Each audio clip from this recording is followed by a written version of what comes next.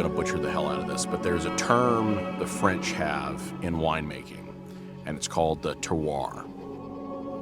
Probably pronounced that incorrectly, but the terminology's there, and just let me explain it. So it is to encapsulate the essence of everything from the blood and sweat of the workers that go into the soil, the work the vintner puts into the vintage, the barrel makers, the ambient temperature when it was barreled, all these little variables that go into making that bottle of wine absolutely perfect.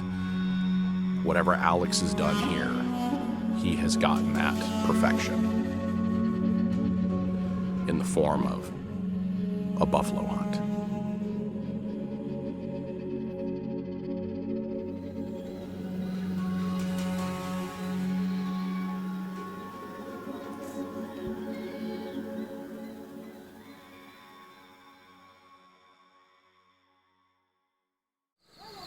G'day, my name's Alex Jagers, owner-operator of Big Country Safaris Australia. We operate a hunting safari business in Arnhem Land, Northern Territory, one of the last truly wild frontiers on Earth.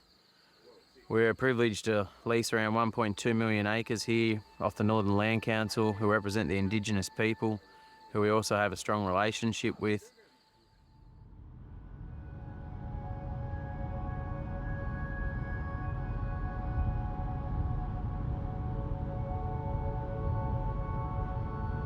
Arnhem Land is really one of the world's great last wildernesses. It's very remote, absolutely enormous region.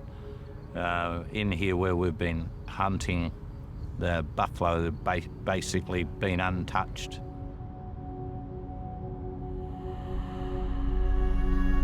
So very old, mature animals, many animals in here dying of old age.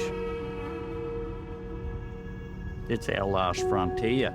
Yeah, it really is. It's our last frontier, and it's not something that the average person can go into. It's an Aboriginal reserve, so it requires special permits and limited permits. You know, for overseas people, it needs an outfitter with a concession to be able to enter it. So even for us to come here, we have to be invited, and even though I'm a guide and Murray's been a guide in here over the years, you still need to be invited here.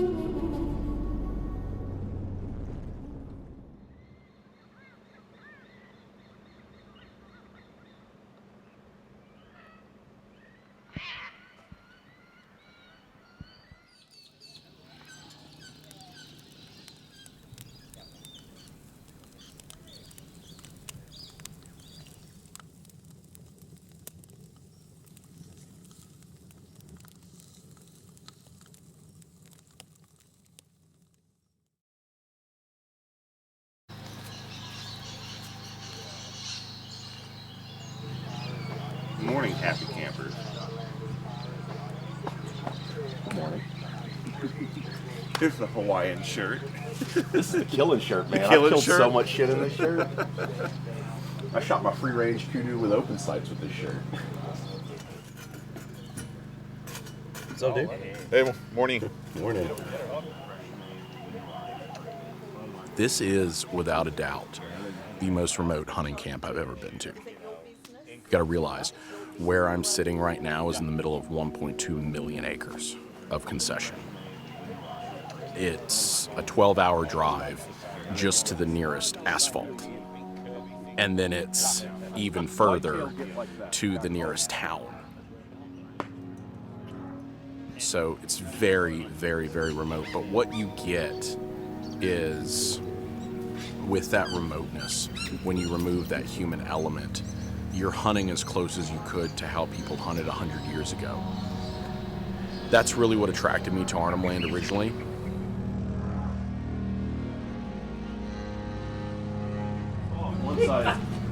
Once I walked up, the dog fucked off. Yeah, I will. Yeah.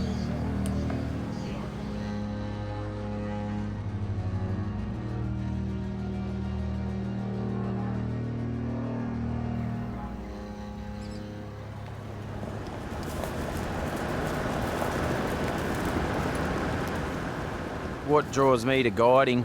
I had a light bulb moment 7 or 8 years ago. Our first kid was on the way and life was getting pretty hectic. Time becomes precious, and I thought, well, how am I going to spend time in the bush and do what I love? And I had the opportunity to start a safari operation with a bit of encouragement from a few African friends of mine who are professional hunters in Zimbabwe. And they said, you should go for it, you know, the hunting here is world class, the game's plentiful. You know, we would drive around and Alex would look with his binoculars and he'd say, that's a good one, but we can do better. And then we'd go for a walk and look over a valley and glass, and I'd see a big bull and he'd say, we can do better.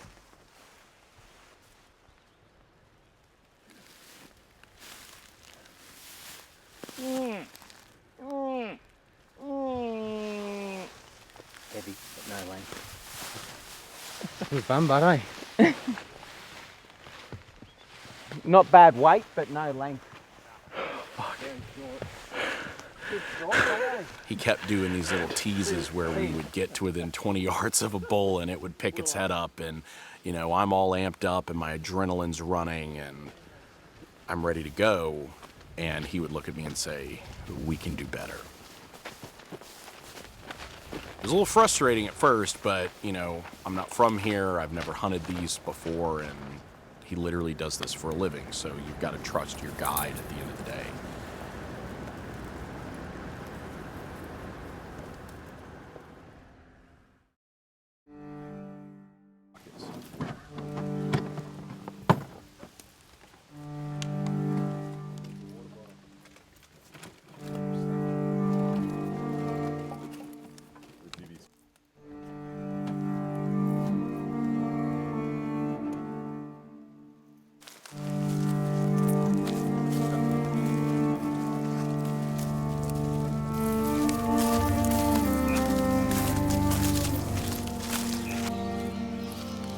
We were walking in that valley, What area are you talking about? which he's talked to me about for years, by the way. The valley that we were hunting in.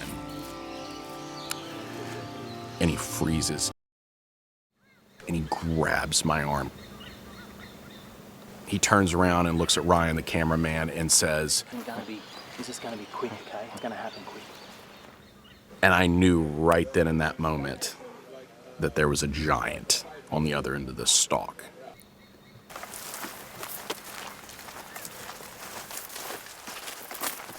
And so I'm huffing and puffing, you know, I'm fat, I'm out of shape, I sound like a Clydesdale in heat. But we get to the top of this creek bed,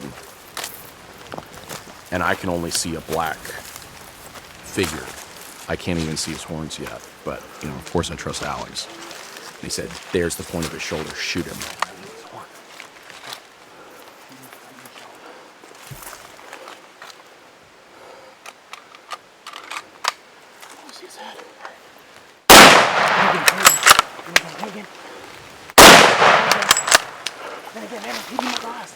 He's down. This way, you might get up, walk forward. He's up, he's up. And again, straight up the arse.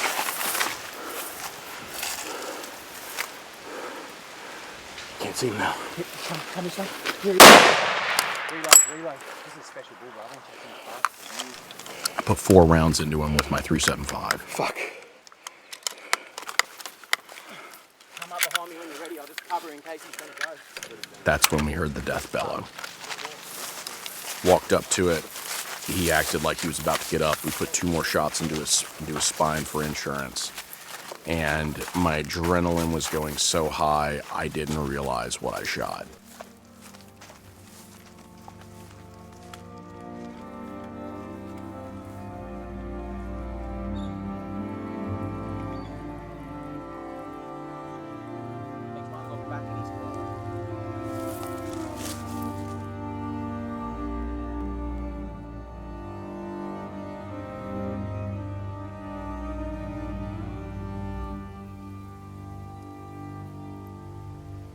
Now comes the real part of earning your trophy. Oh, I'll carry it out, though. I'll just have to skin the head out. Oh, we're not that far, I mean. But truly what hit me, and it's something I've been dealing with for the past 2 years, I lost my father 2 years ago.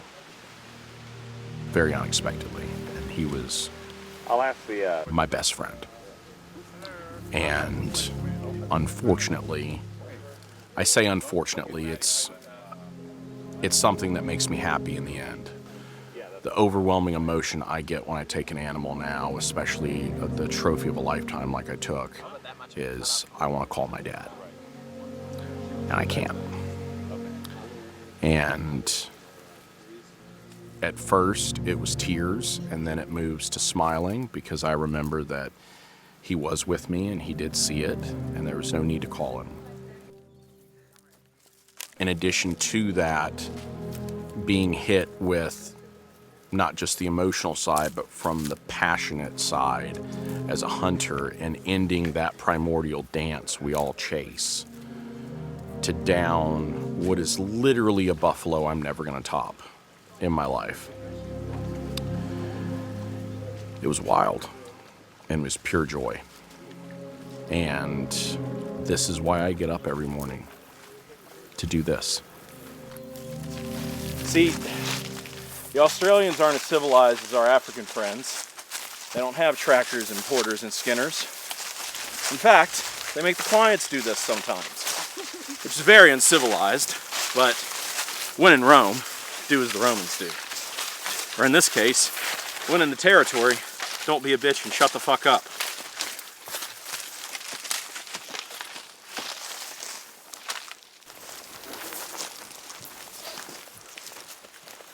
What do you think about today, man? I think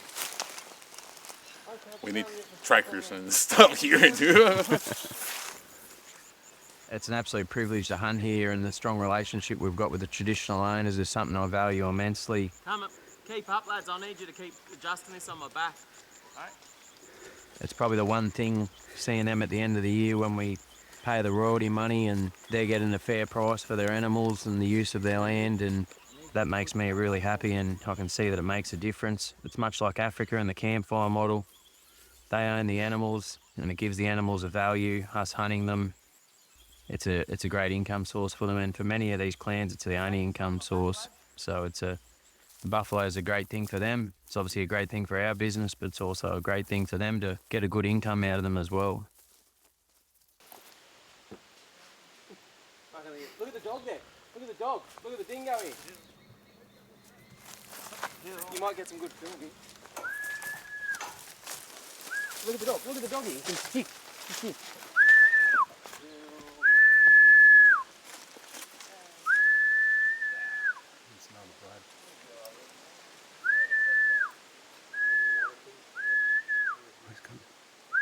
He's going.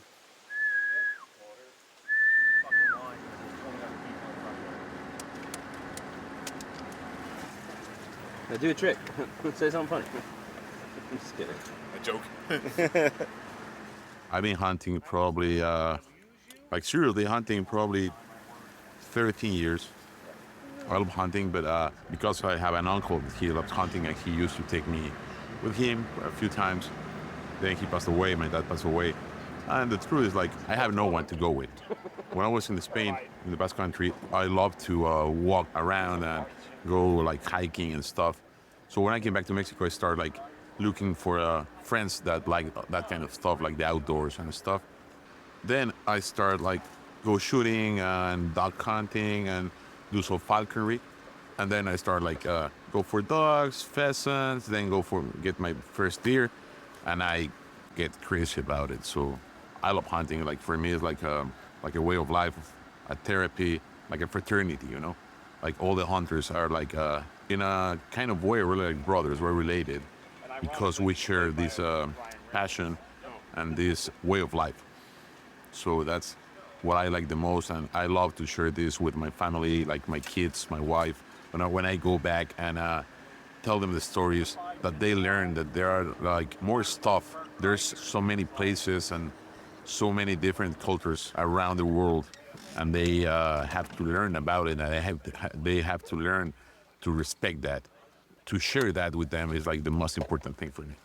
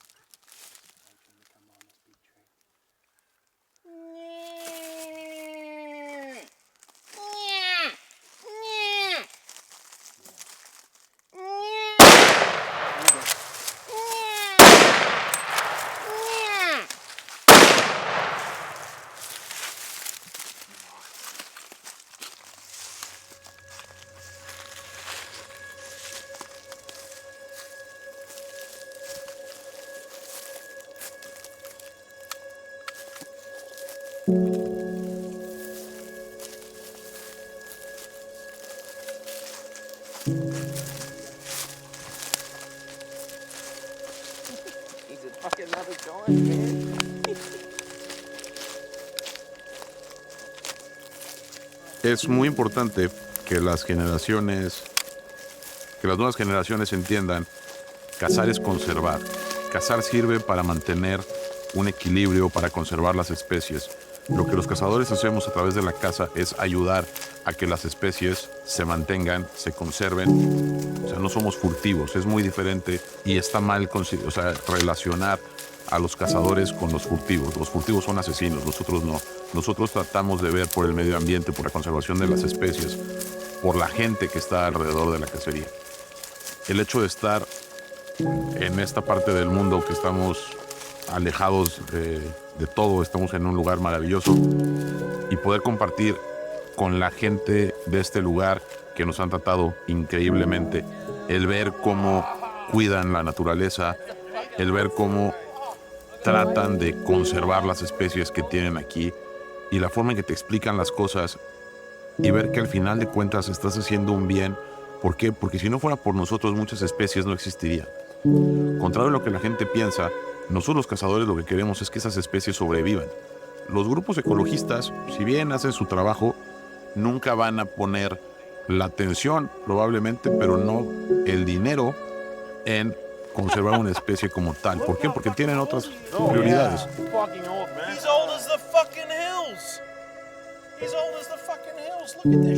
Nosotros estamos relacionados directamente con la conservación de las especies y eso es muy importante.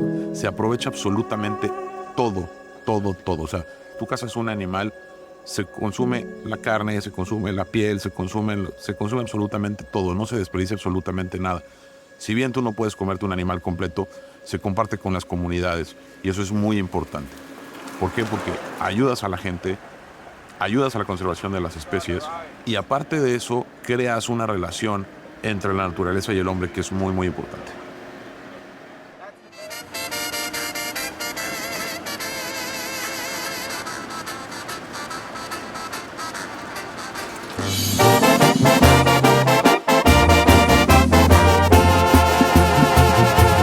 Me dijiste hola con una sonrisa, por cierto, tan linda como el mismo cielo. Te puse nerviosa cuando por travieso te toqué tu pelo. Era la primera vez que te miraba, todo fue tan tierno, nunca lo olvidé. Day 2, ready to rock and roll. Ian's got a buffalo, Miguel's got a buffalo. Now time for me to get a bigger buffalo. This journey to Australia and to the Northern Territory was a bit of an impromptu adventure. I got invited by Ian Bradley Johnson back in February and just said, we had dinner and said, hey, do you want to go to Australia? It's like, well, I've never been there before and, it's been on the list, but I don't know if I ever thought of the Northern Territory as where I would end up for my first time here. But it's truly an amazing bit of the country. It's just been exciting both to see the raw and untouched nature out here and the people that come out here and make a living with it. And it's been just a very special experience.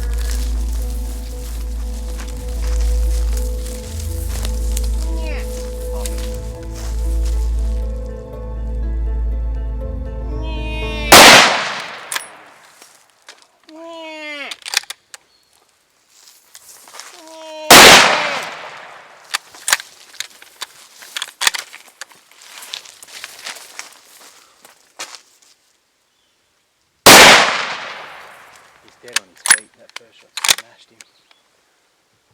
And again.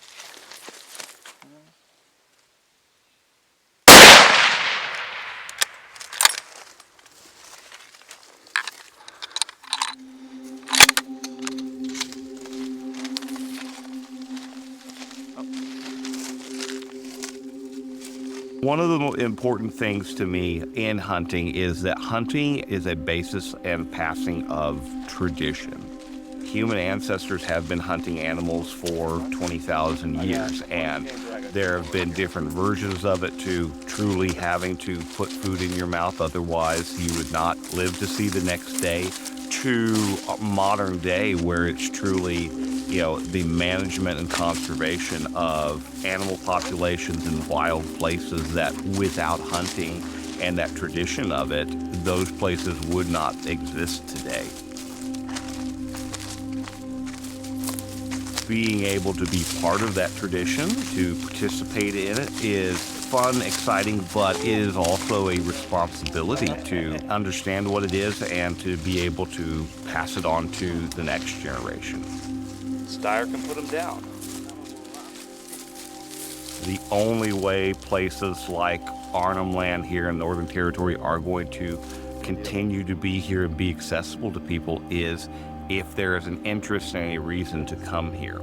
And hunting is providing that both as a livelihood for folks like Alex Jagers here at Big Country Safaris, but then also the native tribes and populations that benefit from companies like his coming in here and providing services, etc.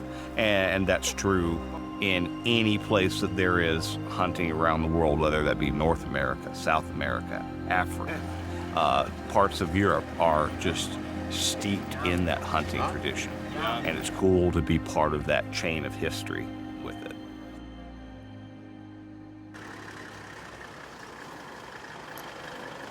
Howdy! Meet again. Hey, what's up? I got Pud sorted. He's coming out on the charter on Monday, and you're going home on the charter on Monday. How's that for a fucking manager of the bush gym? Find me another fucking problem, mate, I'll be back. We had all that under control before you knew. Ah, fucking hell. I guide for Big Country Safaris simply because all my life in hunting I've tried to surround myself with good, decent people, and it makes life so much more interesting and fulfilling to navigate your way through, and Alex is one of those guys. The trick is not to put your scope down where it's bouncing around and smacking on the card.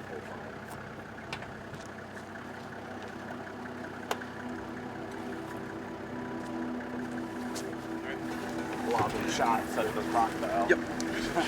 Yeah. That's what Lewis. anyway. Why do you enjoy guiding? What does it mean to you? Well, good question.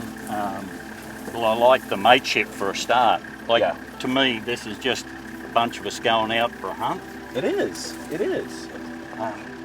And I like I've always enjoyed other people's success. That's always enjoyed it. Yeah.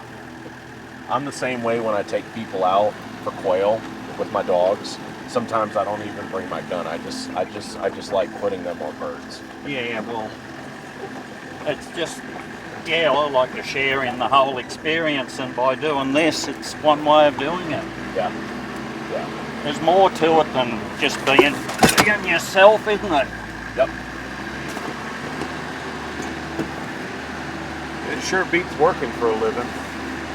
Yeah. How'd you meet Alex? Well, a mate of mine, he wanted to go to New Zealand hunting tahr, and so I said I'd take him, and he said, can another guy come along with me? And it ended up being Alex, and him and I just struck it off like that. And when I meet someone of Alex's quality, I just like to, think to myself, I want to spend more time with this guy or around him. Yeah. And that's why I've hold Alex in high regard, and my mate in New Zealand, who is my best mate, it was the same story 20 years ago. I cherish those that I admire and look up to, and anyone that I don't want any more to do with them. We're gonna see. Consequently, ended up here with his outfit, and we're very close mates, and it's a real family affair, this outfit. When hunters come into camp, we're all just a bunch of mates out there hunting together, and that's what makes it so special. And yeah.